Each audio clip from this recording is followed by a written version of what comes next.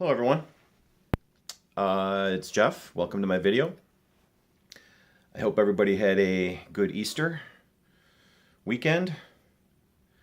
I know I did. It was fairly relaxing, more or less. And I'm looking out the window right now as I'm making this video, and it's snowing out in April. It snowed last night too. Nothing's sticking, but just the fact that we're still talking about wind chill and cold and snow in April is a little depressing. Can't lie there.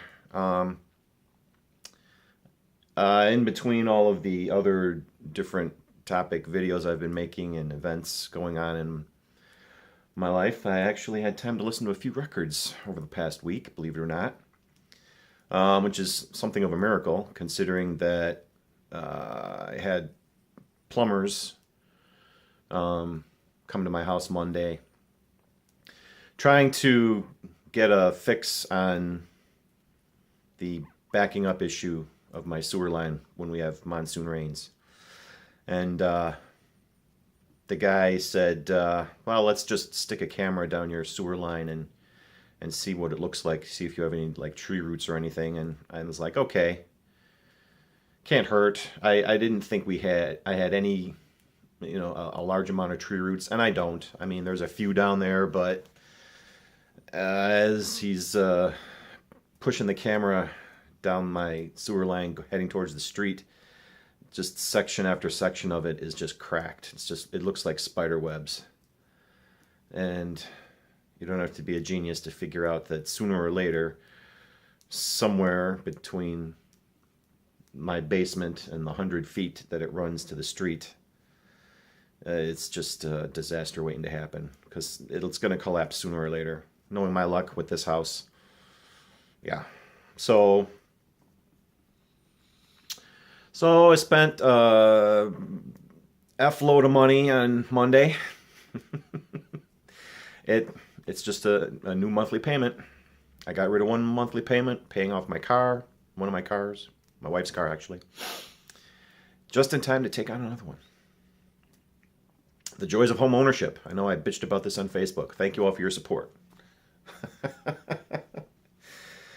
Okay. Anyway, on to the records to give me a little bit of solace, with all of this money that I'm putting out here. And it's not for fun stuff either. This is just preventative stuff to keep other bad things from happening. That's the real suck part of this whole thing. It's nothing I can see or hold or touch.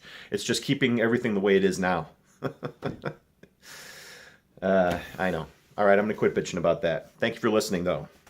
I listened to the No Nukes concert album last week. I posted this one on Facebook. It is a triple album, so this one took me a little while to listen to. And as you can see from all of the artists there on the cover,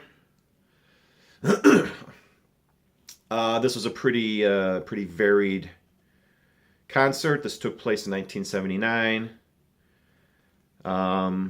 protesting, the use of nuclear reactors, I guess, for power plants, which is kind of a quaint notion these days, I guess. But still, they were standing up for something, so that's admirable. Probably the most well-known track on this is the Bruce Springsteen cover of Devil with a Blue Dress. It's kind of like a medley. He does that, and then it kind of morphs into CC Rider, and then it kind of comes back to Devil in a Blue Dress. Heard that on classic rock stations like The Loop for many, many times over the years. But everything else on here is pretty decent too. I mean, it's a decent concert recording, so yeah, it was worth listening to. Triple albums are tough, and I have a couple more triple albums to work through. It's kind of a big time commitment getting through a triple album, as you may or may not know. So yeah, I'll just open the gatefold here just to show you some of the pictures of the performers, and there's a track list. pretty good album. It was worth having, and this was sealed. This was a sealed copy when I bought it, so it got its first spin by me. So that was kind of cool too. Another album that I posted on Facebook that I played recently is Brian Eno's Before and After Science. This is the 45 RPM half-speed master that was reissued last year. I picked this album up with Another Green World at the same time. I bought both those albums. This is probably the best album to listen to Brian Eno if you've never heard Brian Eno before. I haven't listened to his entire catalog, but I've listened to a pretty good chunk of it, and I can say that this is probably the most new listener friendly, easily. The songs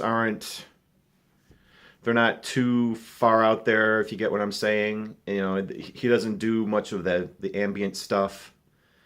You know, it's not like listening to music for airports or something like that, where you're just kind of in this trance listening to this low-key synth electronic music.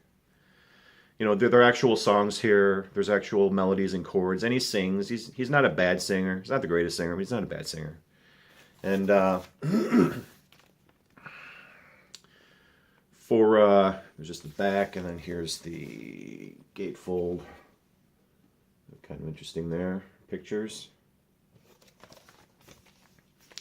This being a 45 RPM. Yeah, I was flipping the record a lot. You know, there's probably there's probably no more than 2 or 3 songs per album side. So, you know. But the sound is really out of this world. And if you like Brian Eno, or if you're remotely curious about him, you know, probably most people might know him more as a producer, maybe, for bands like U2 or the Talking Heads or David Bowie. But he had a pretty strong solo career as well. And if you've never heard any of his music and kind of wanted to dip your toe in, I would say start with this album, Before and After Science, by Brian Eno. It has elements of some of his more avant-garde, but it doesn't go too far with it. You know, it's more like a traditional album. I know it sounds strange to try to describe or compliment the record by saying it sounds like an album should sound, but it's true. And if you ever delved further into his career, he kind of goes out there. So, but this is a good place to start, in my opinion. Before and After Science by Brian Eno. And of course, it's been a little while since I did this. Listen to a Little Feat album. And actually, I have to say, Time Loves a Hero here is probably my favorite one of the bunch that I've listened to. They kind of were in a rut. It wasn't a bad rut, but it was, you know, these albums were starting to sound kind of samey. And this one here is a little more slower. It's a little more funky. It's a little more... just show you the back cover here. I mean, the title track is probably one of the best known songs, unless, Old Folks Boogie, Rocket in My Pocket. Those were all AOR hits, I think, in the 70s and 80s. I know I've heard them on the radio before. But, yeah, this one was a little slower, a little funkier. It didn't sound as much like a carnival the way a lot of their other albums did. Not that there's anything wrong with that, but I guess maybe a slightly more mature sound could be a good descriptor for this. So, yeah, I only have a couple more Little Feat albums, so bear with me. I like them, and they usually make me feel good when I feel bad. On Monday, I was feeling pretty bad, so Little Feat actually helped to cheer me up that day. So I guess for no other reason, that was a worthy listen. But out of all the ones that I've shown and listened to, which I think is all of them, this one is, so far, it's my favorite. But I only have, I think, 2 more of these to go, so yeah. And speaking of someone who probably felt like he was in a rut and wanted to expand his sound is Jack White. For those of you who may not know, my last video I said that I got this vault copy of Boarding House Reach, and the record was warped. So after several attempts to contact Third Man, they finally replaced the copy, and I was finally able to listen to it, so that was good. I know I showed this on one of my other videos. This is the Vault edition cover, which is different than the standard issue, I know.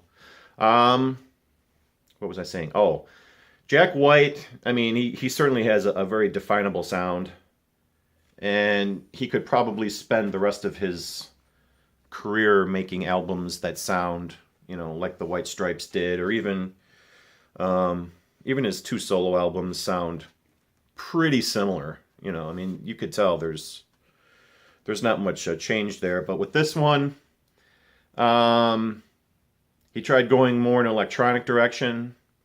I get it. I'm sure he was probably getting bored with what he was doing and probably felt the need for a change in his sound. And I mean, is it as good as his older material? I've only listened to this twice. Maybe not. Maybe not. I don't know. This may be a grower album. Right now, it's okay. You know, there's a few songs I like. I mean, I like. Connected by Love's a good song. That was a good single. A lot of these songs kind of are just like almost spoken word pieces with like a grunting synth beat underneath it. That's probably an awkward term to use, but it's true. It seems like was playing around with these instruments instead of actually playing them. And Jack White's not really known for his subtlety, at least as far as I'm concerned, when it comes to singing and instrumentation, which is why he was so good at doing the garage rock thing. So him trying to expand his sound into something a little more maybe subtle, or something a little more in depth, or something a little just different, feels awkward in a lot of places here. Yeah. I think the time will tell with this album. It has potential to be a grower. I didn't hate it, but I didn't have that instant, that instant like factor when I listened to this. So this time will tell with this one. That's just my opinion. I mean, I could be wrong. I don't know exactly what all the reviews have been or what other people think of this album. I mean, I like Jack White, don't get me wrong. I think it's good to have artists like him be popular, because he's not, a cookie cutter American Idol type singer person. You know what I'm saying? He's trying to grow and change, and growing and changing is hard. So if he continues on with this and moves on with his sound, there's nothing wrong with that. It's okay. I think he can do it. I think this is kind of like an awkward first attempt, but I think if he keeps at it, he'll get better.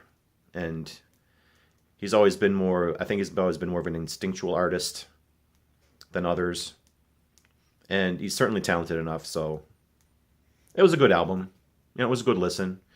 And the 45 had demos of 2 of the songs, and I guess the original title of Connected by Love was Infected by Love, because that's what the title of the demo was. And it's basically, the same lyrics of Connected by Love, except you replace connected with infected. So, kind of interesting, I guess. Okay, I'm going to keep this one short today. Thank you all for liking and commenting and subscribing.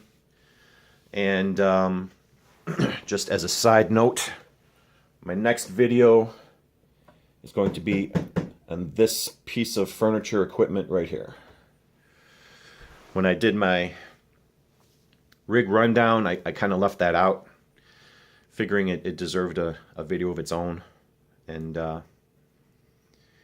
that's kind of it, it's kind of becoming a labor of love, and I'll explain all of that in the next video.